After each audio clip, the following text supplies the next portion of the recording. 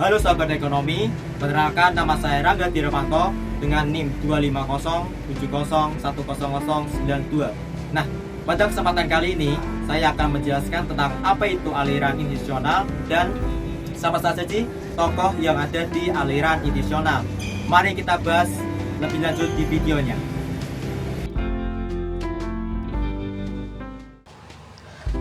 Aliran ekonomi institusional secara umum adalah sebuah pemikiran dalam ilmu ekonomi yang berisi pandangan bahwa perilaku ekonomi sangat dipengaruhi oleh institusi tertentu.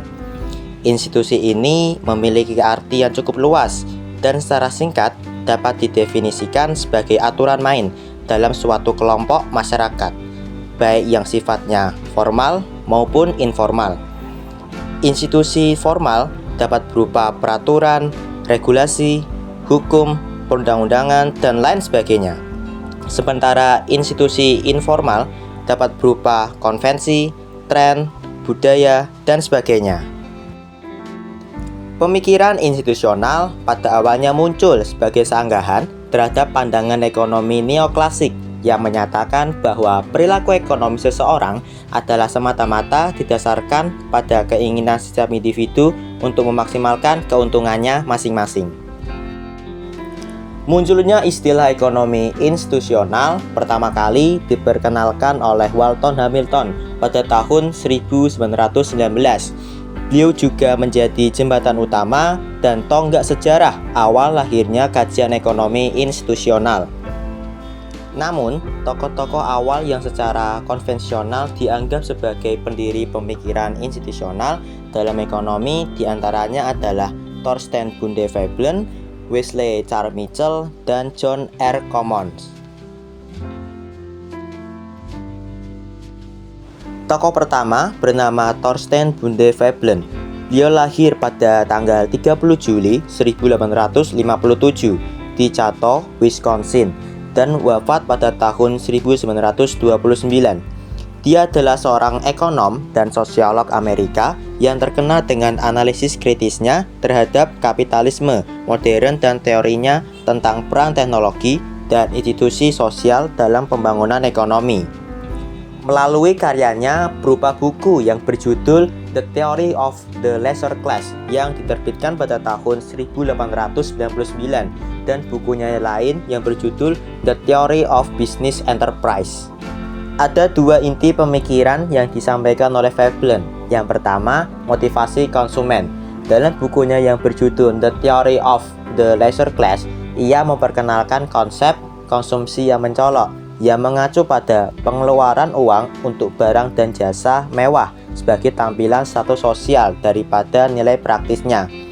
Veblen mengkritik sistem kapitalis karena adanya penekanan pada konsumsi yang tidak produktif dan pengejaran kekayaan demi dirinya sendiri. Veblen berpendapat bahwa konsumsi tidak hanya didorong oleh kebutuhan praktis, tapi juga oleh keinginan untuk memperoleh status sosial dari pengakuan yang lebih tinggi di mata masyarakat.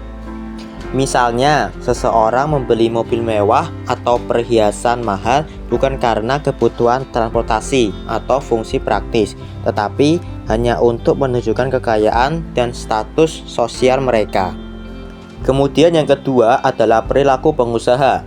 Dalam bukunya yang berjudul The Theory of Business Enterprise, Veblen berpendapat bahwa pada zaman sekarang ini laba dan keuntungan pengusaha sebagian tidak lagi diperoleh melalui kerja keras dengan menciptakan barang-barang yang disukai konsumen, melainkan melalui trik-trik bisnis.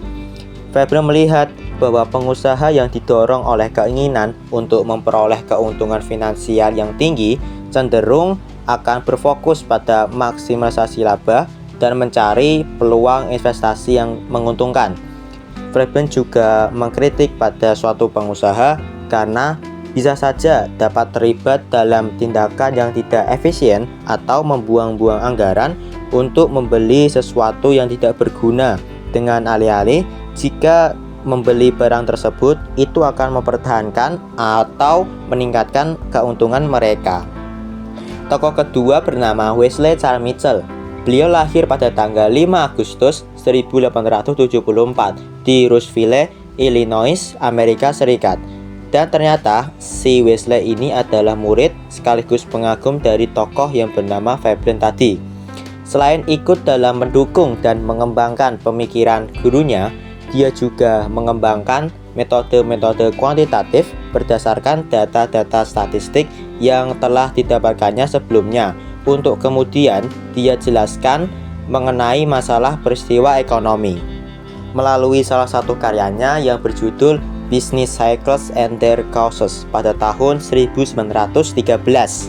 Kemudian Mitchell mengorganisasi sebuah badan penelitian yang bernama National Bureau of Economic Research. Dengan melalui lembaga ini memungkinkan ia lebih dikembangkannya penelitian-penelitian tentang pendapatan nasional, fluktuasi ekonomi, perubahan produktivitas, dan analisis harga. Kemudian tokoh ketiga bernama John R. Commons.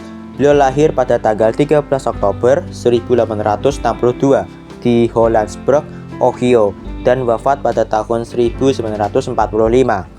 Dia mengembangkan teori konflik dan menekankan pentingnya institusi dalam menyeimbangkan kepentingan ekonomi, politik, dan sosial.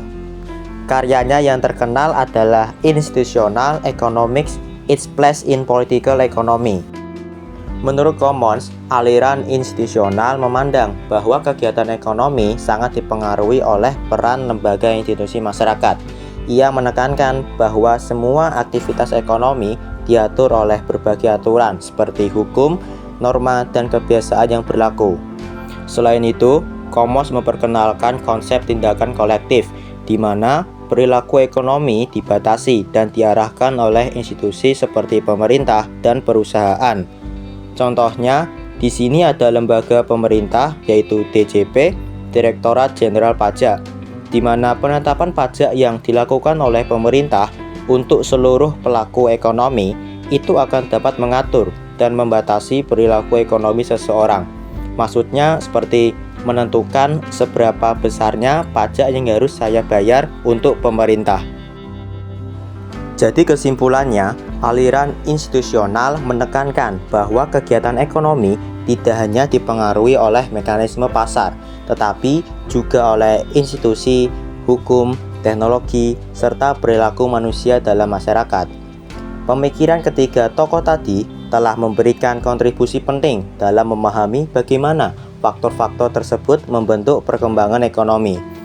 Hingga saat ini, pemikiran aliran institusional masih sangat relevan karena berbagai fenomena ekonomi modern seperti transformasi digital, perkembangan teknologi, perubahan perilaku konsumen, dan kebijakan pemerintah menunjukkan bahwa institusi dan aturan tetap memiliki peran penting dalam kehidupan ekonomi.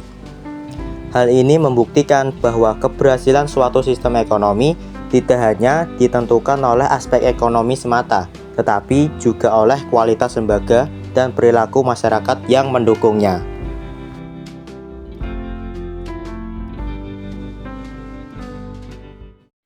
Sekian video dari saya, semoga bermanfaat bagi kita semua. Terima kasih atas perhatiannya. Bye-bye.